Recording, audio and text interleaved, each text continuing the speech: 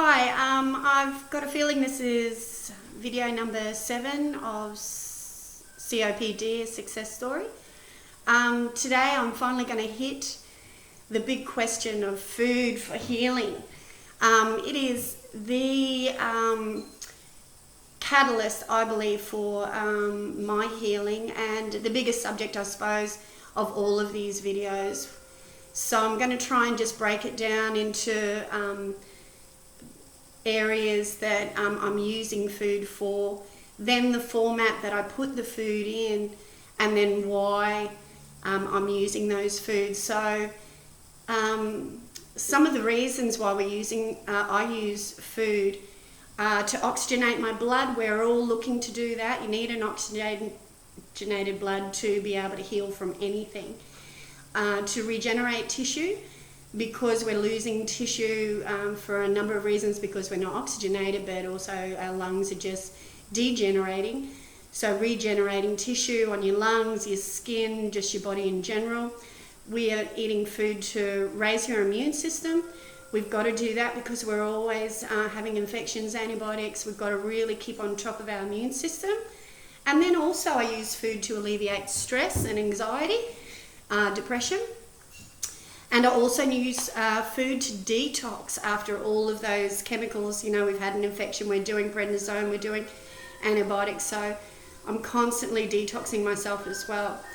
So they're the reasons that I use food, and I think anyone with COPD could relate to needing to alleviate those sort of things. I have chosen to do a high nutrient diet with a small amount of food. Obviously, we've only got a certain amount of space in our tummy to fit food in, so we need as many nutrients as we can get into ourselves in a small amount of food. So my research has sort of come out with a relative kind of diet that I've been using to heal, and it's actually been successful, which we did it on the hope that it would be successful, but it actually has been successful for me. So I promote a high raw diet. I would encourage you to have a look at alkalining your system and an alkaline diet. I would encourage you to look at living food and the benefits of living food. There's lots of things to read, but we'll try and get it down into something that's not too overwhelming. So mainly the formats that I eat food is I juice a lot, green juices. Obviously, you can get a lot of nutrients into your system that way, and it doesn't take up too much space in your body, and it digests really quickly, so you've got air again pretty soon after eating, which is fantastic. The thing with juicing is that you do lose fibre, and you need to get that fibre together. I do teas, a lot of herbal kind of teas to help me breathe. I also do a lot of pestos and spreads because you can condense those nutrients into something yummy that just takes up a little bit of space. And also salads, obviously, I do a lot of salads. And dehydrating is a really great way to get raw food into you, but in different sort of textures, so you can get some crunchy stuff going on. It's a new thing for me. I'm only just learning about dehydration. Well, it's not a new thing. I've learnt about it, but I couldn't afford the dehydrator, but I've got one now, so I'm very excited.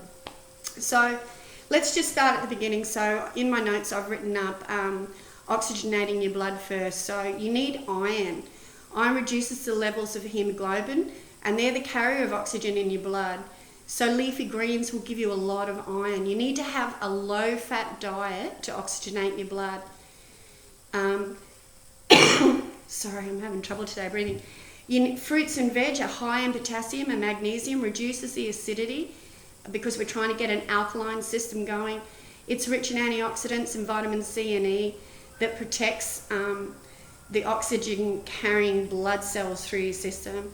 And you need a low sodium diet. We know with prednisone you've got to cut out the salt anyway, but a low sodium diet increases the oxygen to your kidney via your blood. So all of those things will assist you in oxygenating your blood if you can get on top of that. The second thing that we try to do with food, or I've tried to do with food, is regenerate tissue. They say it's difficult, that it's a degenerative disease, so, you know, regenerating tissue is not possible, but I have some thoughts about that. But anyway, regenerating tissue talks about tissue growth, tissue tightening, tissue rearrangement, remodeling of the tissue. So gotcha cola is a ground cover that happens in the garden. It is fantastic for regenerating tissue. I put 6 leaves in a salad, or I can put it in my juicer, whatever. Greens, just greens across the board, regenerate tissue. And comfrey is a really good one as well. So the third one is raising your immune system. So we'll start with probiotics. They stimulate your white blood cells. So all your yogurts, a good yogurt though. I use coconut yogurt because I don't do dairy products, but coconut yogurt's pretty good. And fermented foods. I make a sauerkraut. Your vinegars are great, like apple cider vinegar. We talked in water and water additives. Apple cider vinegar is a good fermented food. Anything like that is a probiotic which will help you after and during your stage of antibiotics. Oats and barley are more potent than echinacea. Like they boost the immune, speed up the healing, and are an antibiotic that, you know, works really well. In saying that too, it's a school of thought, and I've done it, that for every day that you eat only brown rice, organic brown rice, you raise your white blood cell count by 10%. So if you are one of those people that are happy to fast for a day, then you'll be one of those people that are happy to eat brown rice for the day. I do 10 days of brown rice, which regenerates my white blood cell count by a whole new lot of white blood cell count. There's a lot of people in the world that do this. It's called a shower diet number 7, ASAWA. Have a read of that. If it resonates with you, then do it. If not, don't worry about it. Garlic and onion also raise your immune system. It fights infections and bacteria, so garlic and onion in everything. I do omega-3 fish oil, and I do that because it reduces inflammatory and increases airflow, reduces lung infections, a number of different reasons. So as much omega-3 as you can. If you're like me and choosing to do a high raw diet and no animal products, this is a little bit against the grain, but if you get it in a tablet form, if you need it, you're going to take it. So that's the only way that I can figure out how to get the amount of omega-3 that I need. I haven't been able to get it through a plant-based diet and the amount that I need, so I choose to do that. I do a lot of teas, herbal teas. Licorice is great to breathe. Green tea is really good for antioxidants. Rosella tea, oh, it's beautiful. Vitamin C, really good for your lungs. Even all your black teas, they're full of amino acids, so it sort of boosts your immune system. And then you've got zinc. Sorry, I am reading notes. There's a lot to remember. Zinc is huge. You need zinc. It promotes healing and improves antioxidants. It improves your vision, which is something that we lose with prednisone. So zinc can come in pumpkin seeds, organic nuts, fresh fruit, greens, sprouts, and some of the superfoods like spirulina, maca, raw cacao, which is chocolate, bee pollen, and also there's a lot of zinc in oysters if you are eating fish. The other immune booster is any orange food. It's got beta-carotene in it, and you need it for your skin, which is your first line defense from bacteria and viruses. So I try and work on my skin. You'll also know with taking too much prednisone that your skin just rips all of a sudden. It's so thin, it's like tissue, and you're bleeding all the time, and you've got scars and scabs. So all of your I juice carrots, and I do sweet potato, anything that's orange. If you're suffering with GERD, obviously oranges are out of the question, but there is stuff in there. It's full of vitamin A, so it again raises your immune system. Mushrooms too increases the production of white cells and fights infections, so I eat mushrooms every day. Your shiitake and your reishi mushrooms are the best out of all your mushrooms, but any mushroom's okay. So that's to boost my immune system. And then we get to like alleviating stress and depression. The trouble with stress is if you're stressing out or you're suffering with depression, it decreases your white blood cell, which decreases your immune system. So somehow, some way, you've got to get yourself out of stressful situations very quickly. So if not, food can help. So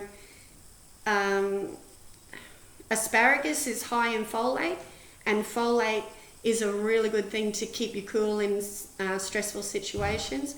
Avocado is done under portion control, is a really good benefit. Berries are really high in vitamin C, and that is known, vitamin C is known to combat stress. Cashews are high in zinc. It's also known to reduce anxiety and depression. Chamomile decreases stress and promotes sleep. You've got to get your sleep. I know it's difficult when you're not breathing, but chamomile does help with that. It also is a diuretic, so if you're drinking lots of water during the day and you find that you're getting up through the night needing to go to the toilet, if you have chamomile tea, it'll stop you from doing that, and you'll also get a deeper sleep. Chocolate lowers your blood pressure and it calms you, and it's an antioxidant. That's all cool, but you can't have the chocolate that you have at the shop. You have to get yourself some cacao powder, and I love chocolate, so I do cacao, agave, which is a supplement for sugar, and coconut oil, and I put it in the fridge, and that just makes me a whole heap of dark chocolate. It's beautiful. I eat that, and it's really good for you, and it's a de-stressor. Oatmeal stimulates serotonin, so if you can get oatmeal into you, I can't eat the stuff, but it is known to stimulate serotonin, so you need those feel-good things going on in you to get through your anxiety and your depression. And another thing to stop stressing is your memory is so bad when you've got no oxygen. So I ate walnuts quite a lot, and it's really good for memory loss. So there's some of the areas of concern and the food that assists with those areas of concern. There is a lot of information on the net. We really need to treat ourselves like a science experiment. Try things out, figure out what resonates with you, but it comes down to me, everything comes down to lots of leafy greens, lots of water, no dairy products, no meat, no sugar, no wheat. I just do raw diet. Don't think about what you can't eat, think about what you can eat, and eat lots of it, as much as you can, because you've only got a tiny tummy. Just keep eating it. Leafy greens, juicing, fantastic. Dehydrating food, really good. Thanks very much. Talk to you then.